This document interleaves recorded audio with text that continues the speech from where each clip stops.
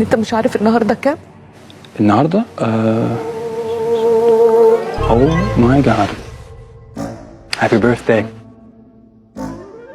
عيد ميلاد سعيد. يعني على فكره انا مش ناسي وهديتك معايا، بس كنت عايز اعملها لك سربرايز، مفاجاه.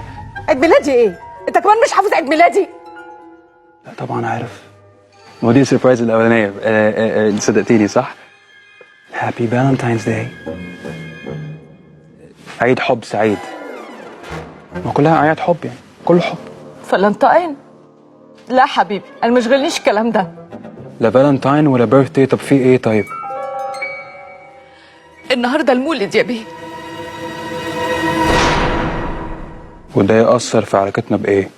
نعم، ده انا الوحيده اللي في بنات الحاره كلها اللي لا جالها علبه حلاوه ولا عروسه مولد ولا حته سمسميه حتى توحد ربنا. ده انت حتى اللي مهان عليك تخش عليا بزياره.